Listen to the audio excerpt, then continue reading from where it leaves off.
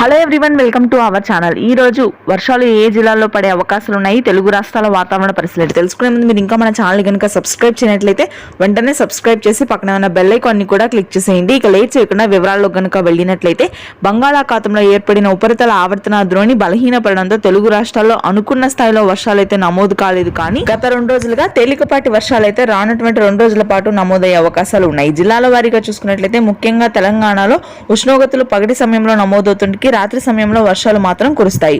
జిల్లాల వారీగా ప్రాంతాల వారీగా చూసుకున్నట్లయితే మధ్య తెలంగాణ, ఉత్తర తెలంగాణ భాగాల్లో వర్షాలు ఉంటాయని వాతావరణ కేంద్రం వెల్లడించింది. సిద్దిపేట, హన్మకొండ, కరీంనగర్, సిరిసిల్ల, జగిత్యాల, ఆదిలాబాద్, నిర్మల్, మంచిర్యాల, నిజామాబాద్ ప్రాంతాల్లో మోస్తరు వర్షపాతం నమోదవుతుంది. హైదరాబాద్ నగర వ్యాప్తంగా ఇవాళ ఉష్ణోగ్రతలు అయితే పెరుగుతాయి. ఉరుములు మెరుపులతో కూడినటువంటి వర్షపాతం ఉత్తర తెలంగాణ జిల్లాలో నమోదవుతుంది. మినహాయిస్తే తెలుగు రాష్ట్రాల్లో అన్ని చోట్ల కూడా దాదాపుగా పొడి వాతావరణం ఉంటుంది. అత్యధికంగా 42 డిగ్రీల ఉష్ణోగ్రతలు అన్ని భాగాల్లో నమోదవుతాయి. ముఖ్యంగా రాయలసీమ జిల్లాలో అయితే ఇప్పటికే 42 డిగ్రీల ఉష్ణోగ్రతలు నమోదవుతున్నాయి.